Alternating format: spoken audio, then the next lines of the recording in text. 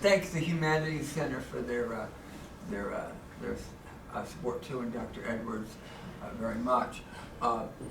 I'm particularly pleased to give this talk this year, because this is a topic I've been interested in for a long time. This particular man, E.G. Browne, has always fascinated me. And there's a lot of reasons for this. First of all, he was, before there was any kind of anthropology or sociology or any of the social sciences, he was there in an alien culture. He was born in Britain, a British scholar, and that is what fascinated me. How did a man from Britain, of all places, wind up in the Middle East, and what was it that got him involved in what would become something that he had no idea its implications and its range. And that's what I find the most interesting. Let me begin with a few little facts about his life. He was born in Gloucestershire, is that how you pronounce it? In 1872. Now, he originally was going to study medicine. His idea was to go in and go into medicine thoroughly. So when he did that, when he began to get into medicine, he thought he'd like to go abroad and also expand. He thought, well, languages originally he didn't want to get into, and then suddenly he got involved with Turkish, and he got really fascinated with Turkish. And then later, he got into Arabic and Persian, and he spoke them all fluently. And then he became professor of Arabic at Cambridge University. Now, what is really amazing is many people have remarked that he was a man, and we've got to remember this was the time of the Victorian era, when Britain, Britannia ruled the waves. Britain was everything. And he was wrapped up in Victorian culture.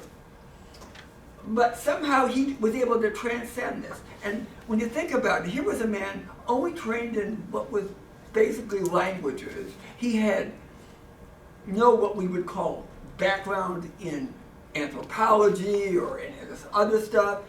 And we think of him as a historian. Today we talk of him as a historian. But when you really think about it, what he really was doing was a kind of investigating a culture. He was trying to really figure out Persian culture. So he started what was a Browne movement. Now, he was only in Persia, or we call it Iran today, basically 1 year. That's it. That's all he spent in Persia was 1 year. But he absorbed more of Persian culture than many people say have been there for years in a lifetime. And some of that was because he was able to overcome the cultural prejudices that were there in Victorian England.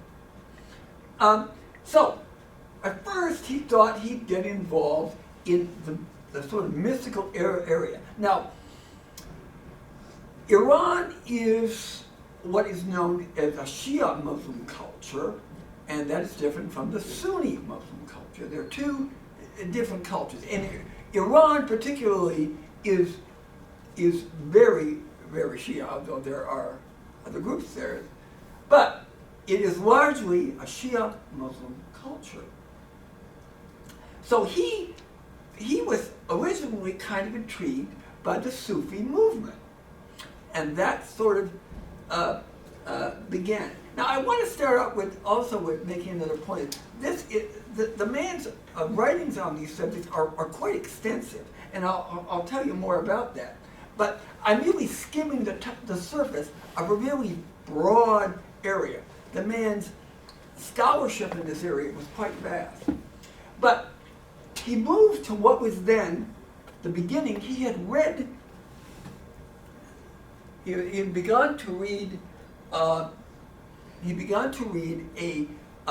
little article by and I thought it was always kind of ironic, that he saw an article by the Count Gobineau, who, as we know, unfortunately started Aryan racist theories. But he himself had investigated a little bit about the life of the man known as the Bab. And who was this Bab? What was he about? Well, that intrigued him. And since he was knowledgeable in that area of the world, he decided to check it out. And part of what intrigued him was how it had rocked Iranian society. Now, in this time, around this period, there was a great interest, particularly among the Shia Muslims, although there was among the Sunni, about the Mahdi, the one who would come to redeem Islam and bring it to its fullest. Well, the Bab had made this claim, and it rocked Iranian society. It was it was almost like a civil war. And it created a whole flurry of things that down the line would create a whole bunch of repercussions.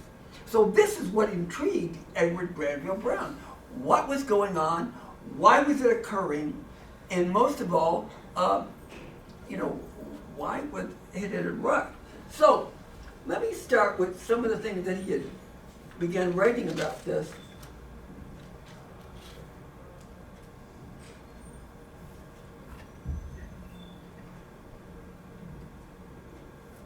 He wrote several books. These are just some of the books that he wrote. He wrote one book when he was among the Persian people itself. As I told you, he just spent 1 year in Iran. Just it. But it was of such consequence that it changed his life and it changed the lives of many of the people around him. But he was also involved in other things, and he wrote about the Persian Revolution, which is a historical book. I'll get more into that. Then he wrote a 4-volume literary history of Persia. It's all about the literature of Iran from its earliest times, and it's 4 volumes. So he went into this in great length. Then later, as I say, he began to investigate the Babi religion. Now, that, as I said, was part of the shakeup of Iran. The Bab and his claims had rocked Iranian society. That the Mahdi had come and that whole villages at the time were intense to find out who this was. So he investigated this, and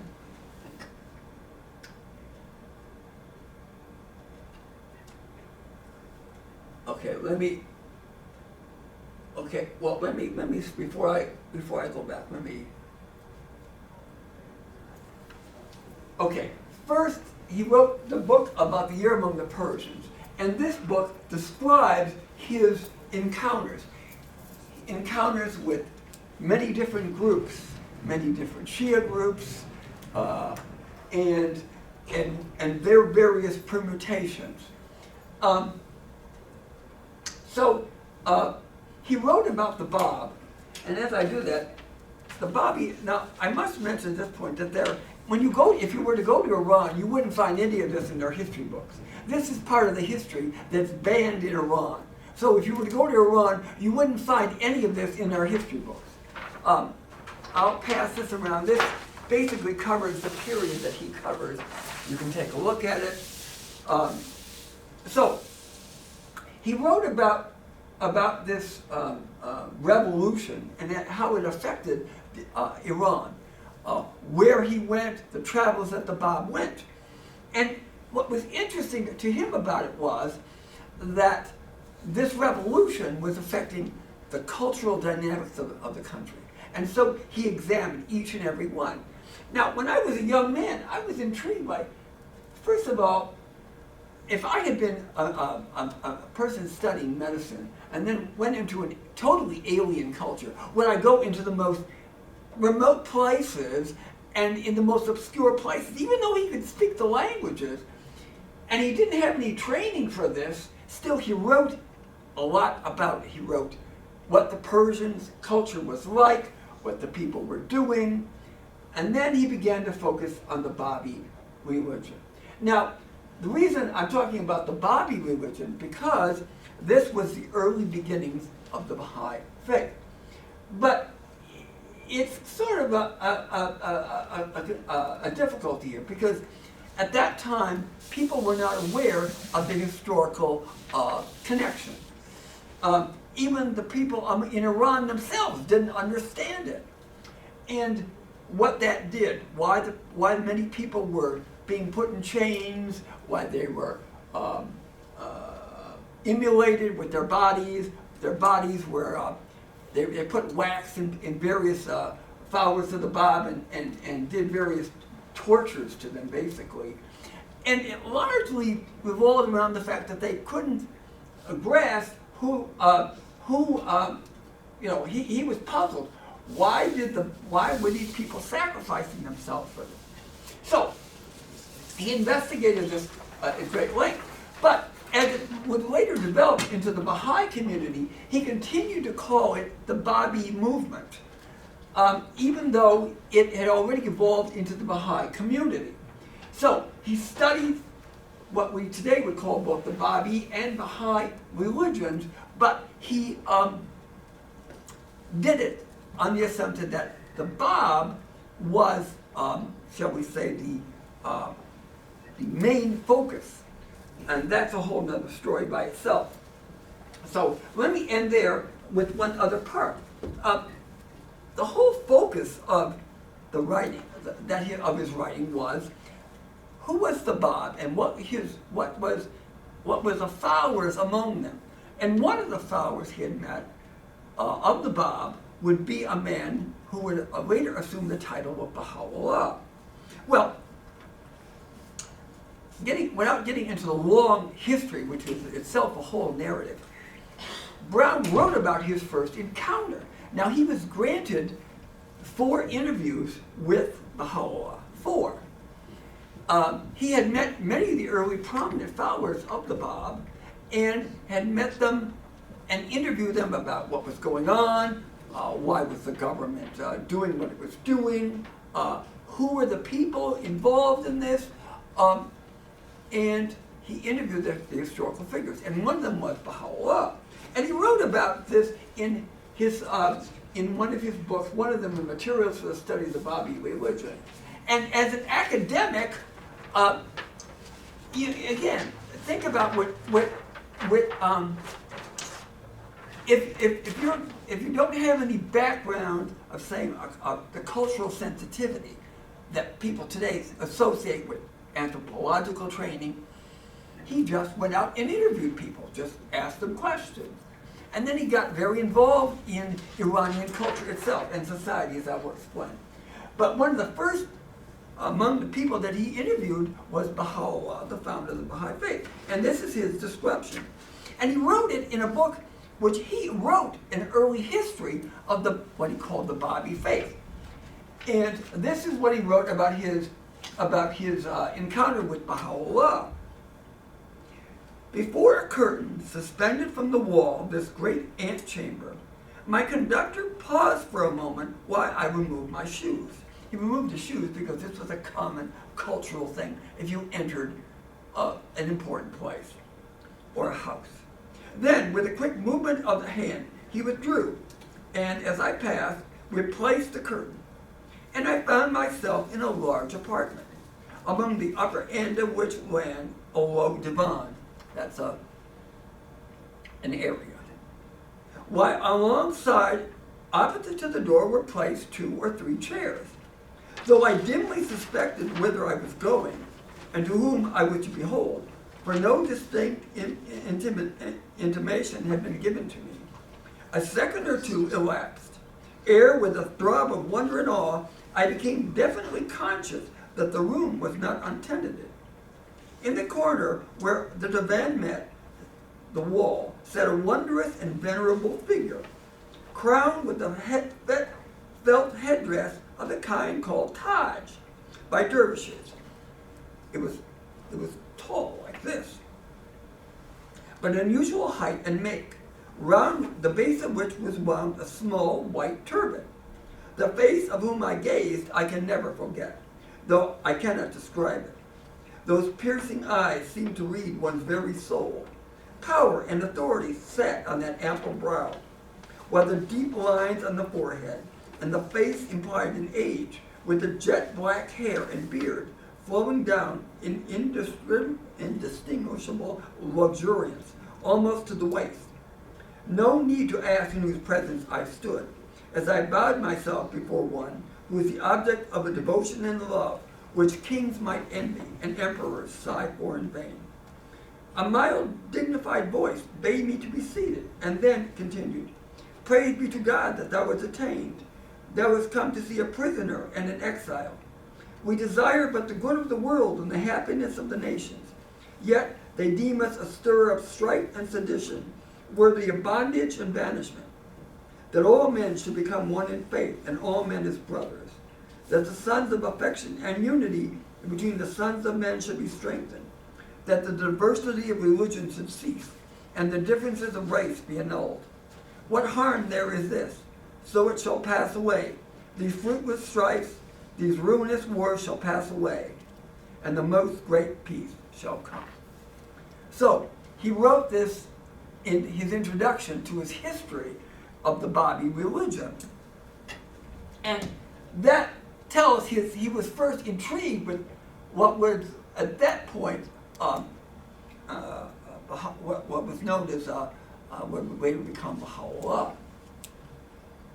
Okay, so he was intrigued with the historical figures. He was wondering what was going on in Iran. But when he came back to England and he began to write about this movement, he got a lot of criticism. Well, why was he writing about this obscure little group? There were all these amazing other groups in Iran, but why this group? What was so important about them? So he got a lot of criticism. Why was he studying such a small and insignificant movement? Now, before we look at what would be his successor at Cambridge University, you have to understand that at that point, many people, we didn't have the press we have today. You didn't hear about, a revolution. You hear about revolutions today halfway around the world. And, you just take it in. But back then, people didn't have, the press came slowly. People didn't know what was going on. And most of the people that knew about what was going on in Iran at the time were either diplomats, travelers of various sorts, and other diplomats. And they wrote about the extensive things going on in Iran at the time. So he kept getting this criticism, but he stood by his gut. He said, this was important, I'm going to check it out. Which I suppose tells an academic that, if you have a hunch, go with it. Don't let what other criticisms of other people, don't let them stop you. If you are going to study something, go all the way. If you go for broke. And so, however, it would later be discussed by somebody like A.R. Nicholson, who himself was a prominent study of Islamic cultures around the world. He said, "I'm not sure whether, taking the long view, we ought not to consider it as the most original and value of all his contributions to our knowledge of Persia." Now you see, he wrote a lot about Iran itself. He wrote about its culture, he wrote about its history, he wrote about its literature, he wrote about other things. And he thought that at that point, even that what was happening in Iran at the time, of some of the Babi martyrs, as he called them, he took some of their literature and put it in his literary history of Persia, and he translated it into English. So this itself, he took the poetry of Tahirih and several other martyrs, and he put them in his literary history of Persia. And again, it opened him up to more criticism. Why are you paying attention to this? What's the big deal? But as we now know, that he would be vindicated later. But had other diversions. He got involved in what would be the constitutional movement. At that time, there was a monarch in Iran, and this monarchy was, shall we say, it was, how shall I say, it was controversial even at that time. But there were people who were trying to change this. So let me quote from another Orientalist whose research in this area was very big. His name was, and it actually was also a recognized historian and a Baha'i. He wrote about this saying, in the meantime, Persia had gone through relatively peaceful revolution and a change in regime. Edward Browne devoted much of his time and energy to active support of the Constitutionalists and as the party of reform. There was a counter-revolution and a coup d'etat. Coup d'etat, how do you say that in French? A takeover of the monarch by Muhammad Ali Shah, who overthrew the Constitution and restored despotism for a short time. There was also the Anglo-Russian Agreement of August 31, 1907, which led to the intervention of the Tsarist government of Russia and the occupation of Iranian territory by Russian troops. Sir Edward Grey, the British Foreign Secretary, was mesmerized by his fear of German expansionism to no more than present a feeble complaint at St. Petersburg. So then Edward Granville Browne wrote several books about this. He was really concerned about it, but he was puzzled. Why were the Baha'is not concerned about this? But of course, we know now that Browne had loved Persia, but he was also puzzled. As Baha'i scholar Mojad Momin has written, many fleeing Iranians would come and find a welcome place in his home. Browne was disappointed that the Baha'is of Iran did not take up the cause of constitutional reform. But he was well aware that Abdu'l-Baha had forbidden Baha'is to interfere in politics. Abdu'l-Baha had written a letter to Edward Granville Browne telling him, no, we can't do that. For Edward Granville Browne must have surely realized that had the Baha'is supported the Constitutionalists, that fact would have been used to deal a crushing blow to the forces of the Constitutionalists by their enemies. Had the Baha'is officially taken any stand, it would have killed the movement. So the Baha'is quickly were in this terrible position. The pressure was on, and ironically, it was Edward Granville Browne who was leading it. But Abdu'l-Baha had written a long letter to Edward Granville Browne, which Baha'is now later would take to be that Baha'is don't get involved in political affairs. So that the basis was that all that came from was Edward Granville Browne's puzzlement and Abdu'l-Baha's writing to him that no, we can't do this. So as much as he was puzzled, and as much as the Baha'i, he wanted what he saw as the most progressive movement in Iran to do something, they weren't doing it. And he was, that sort of left a mark on him. But Edward Granville Browne had another problem. At that time, what was then the Babi movement had been divided into two different groups. One had supported Baha'u'llah, who they believed to be the fulfillment of the religion, and other was his half-brother, known as Azal. And shall we say, Edward Granville Browne had a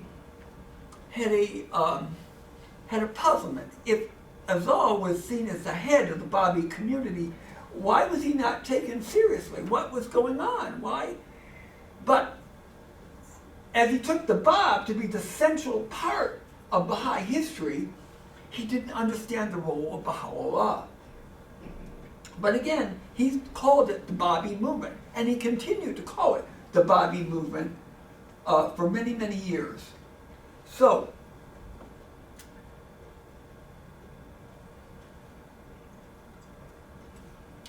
now, he loved the Babi movement, but as the religion, as I say, changed into the Baha'i Faith, he insisted on calling it the Babi movement.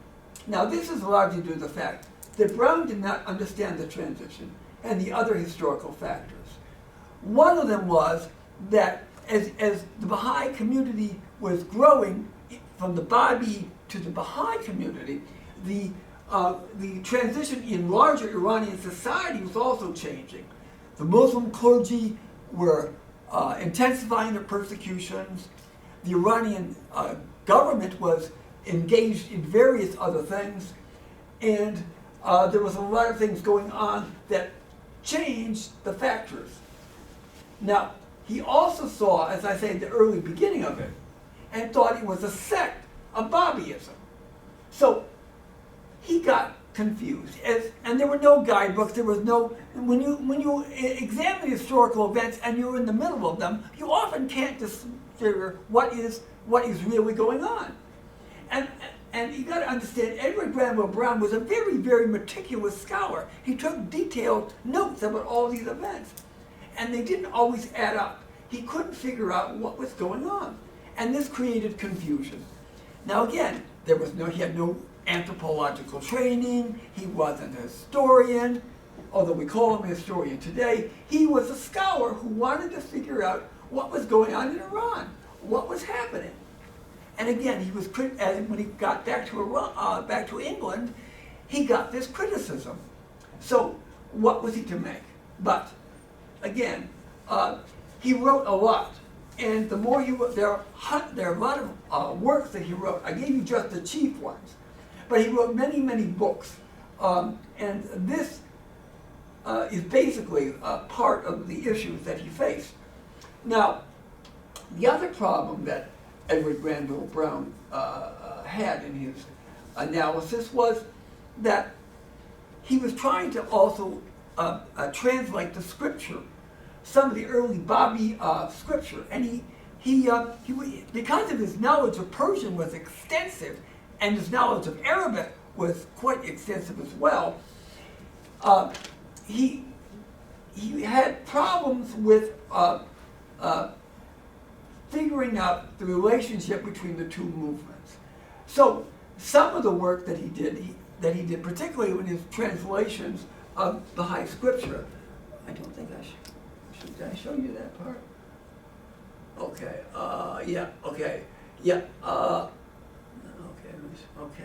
Okay. So as I was saying, he dealt with Baha'i scripture, but what he wrote of it was sort of condensation. His translations mostly revolved around most of the Bab's works, but he also did translations of the poetry of Tahirih and various other people of that time. But again, he was puzzled. How would I relate this work to the larger Islamic world?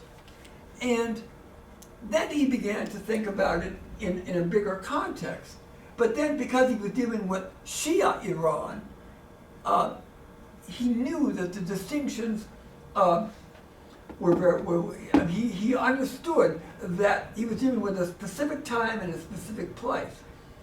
Now, as time would go on, his work would get a little more notice. But again, the criticism grew. Why was he writing about this small little group? Who was really paying any attention? And as Edward Granville Browne matured, he got very disillusioned. He was wondering, why wasn't anybody paying him any attention? He had written an extensive volume of work. It was only getting noticed in very small circles. Nobody was basically reading his things. And in the end, near the end of his life, he sort of got angry about the whole bit. But as time has gone on, his work has gotten more and more attention, particularly in the last decade or two. So this sort of skims the area of a vast subject. I've covered a little bit about the history. So I guess I can ask at this point if anybody has any questions, and I'll sort of open it up here for questions.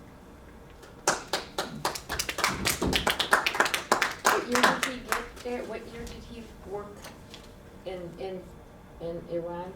Oh, okay, the years he worked in Iran, I have it here. Oh, okay, that here, years he worked in So Iran. I think that was the first one, Yeah, I think. or the second one. Yeah, okay, Okay, 1886, okay. oh, yeah, 88, late.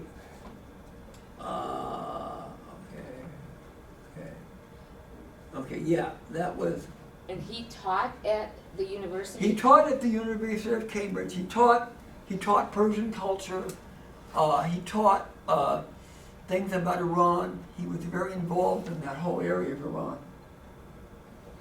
And again, the thing that I'm struck at, that through all the decades, his work wasn't only made it in small academic circles. And it opened him up to much criticism. But as the decades went on, his research was found to be more valuable. So, and like I say, I'm always really giving you the overview of a very broad topic. But any questions? And we have this literature, that his translations of. Yeah, there are translations. Wayne State has the whole 4-volume of the literary history of Persia. It has some of his work on materials for various Babi groups, and basically it has some other things on his work. But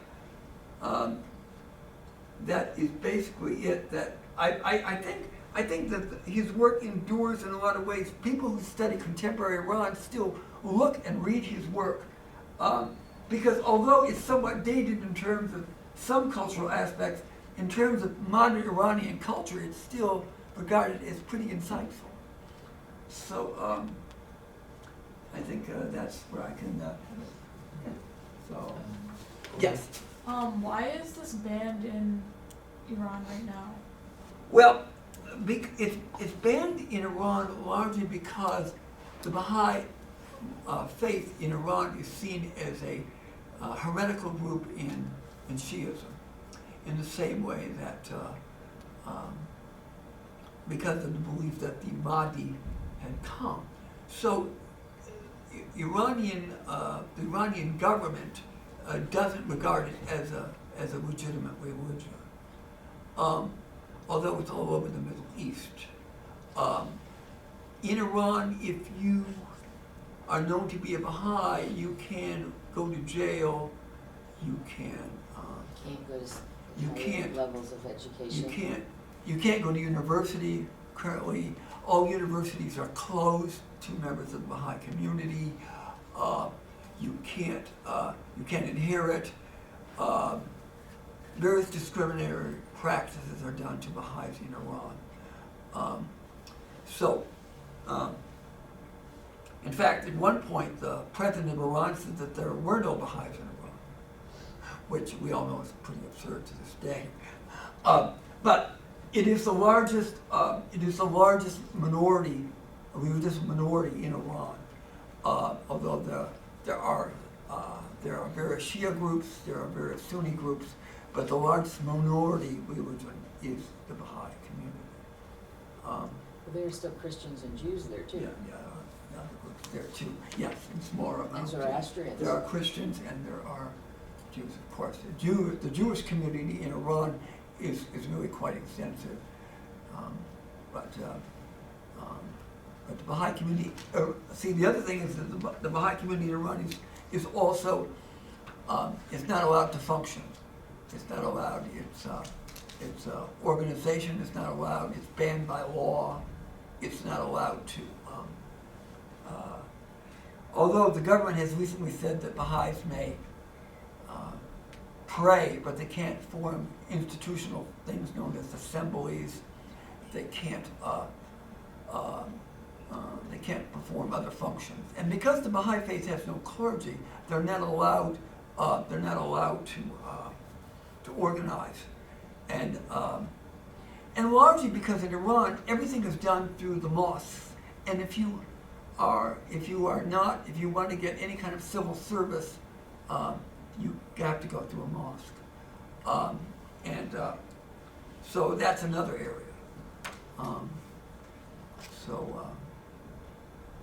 The other thing is that the government, as I said, recently has banned all Baha'is to go to university.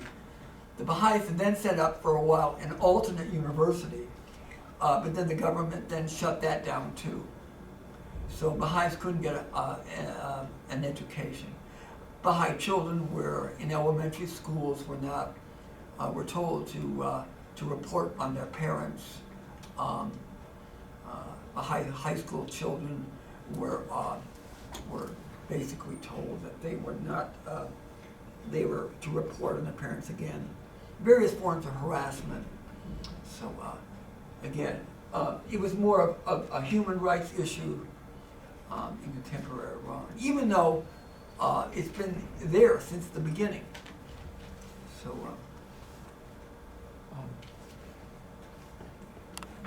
Browne's, you said Browne interviewed Baha'u'llah 4 times. 4 times.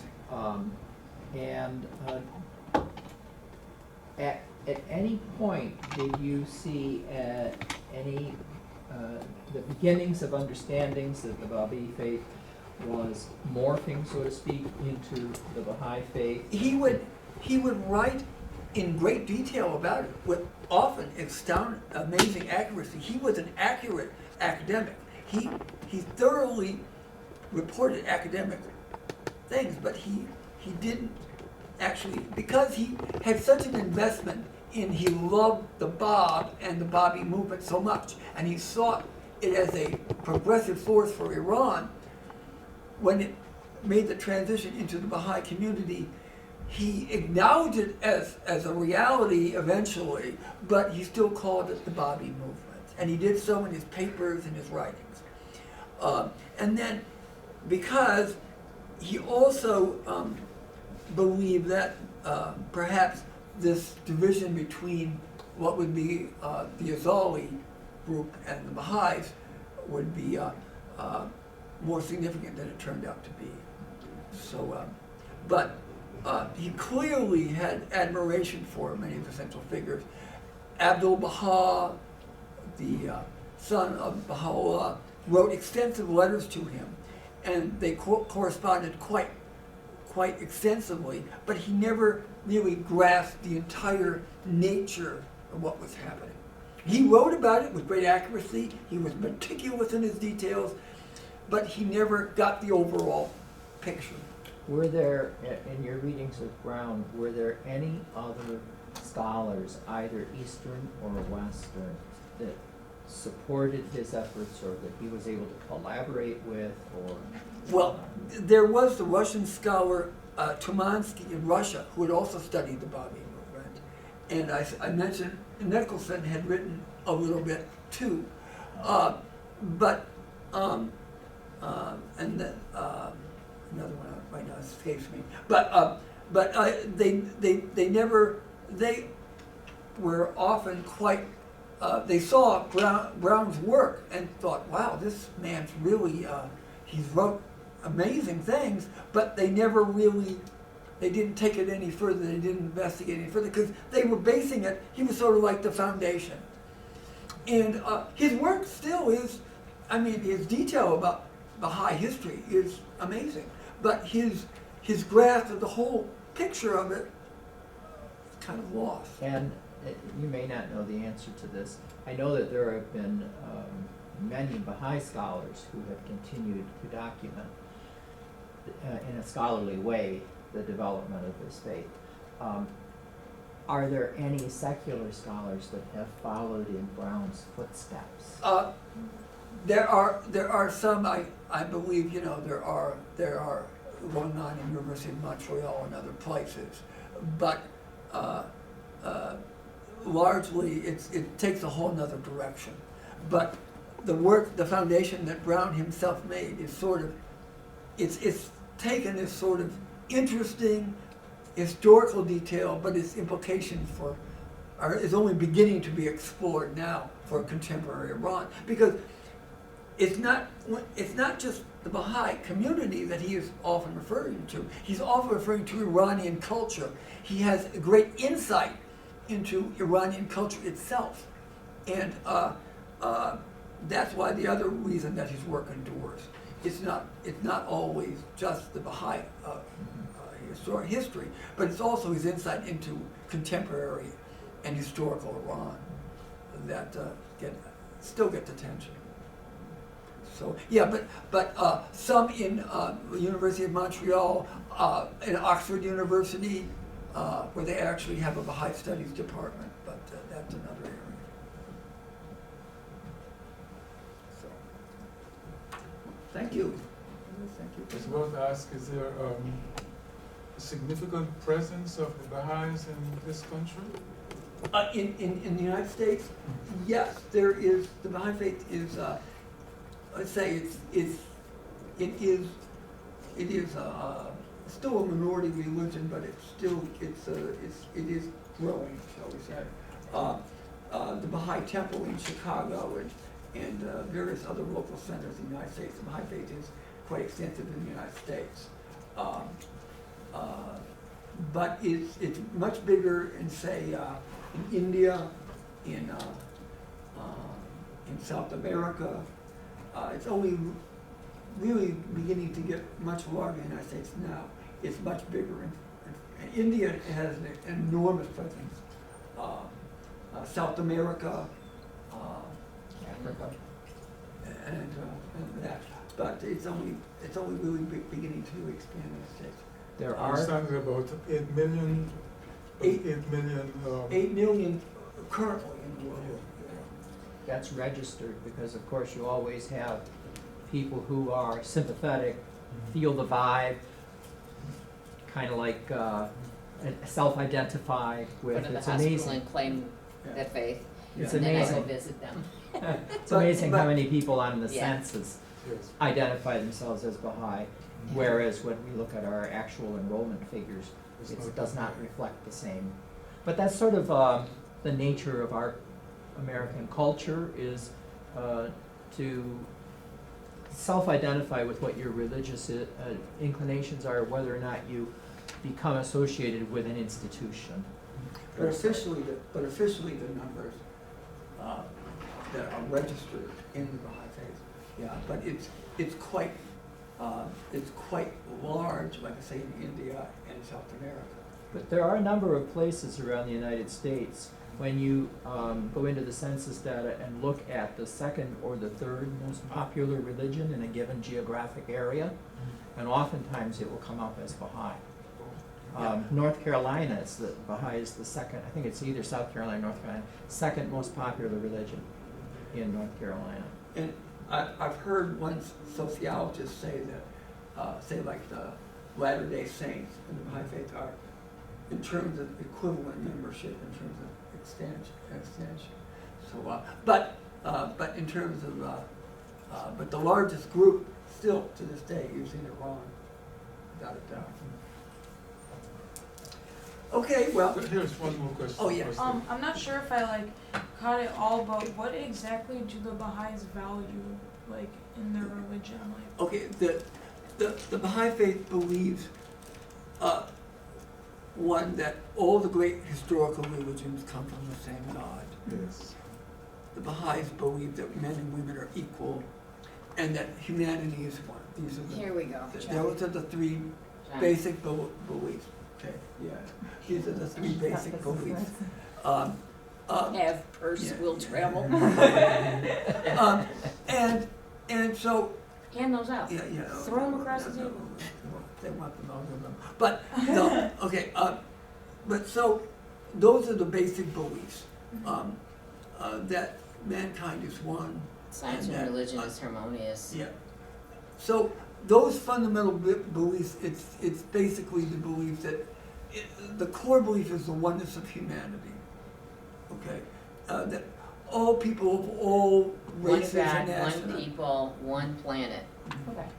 So believe that all of them come from the same God, and that no distinctions. That's in a nutshell. So no matter what you believe, I'm gonna assume that you believe in the one God. So, Hand those, yeah, I'm gonna, I have this. I have this. well, thank you. Give them cards.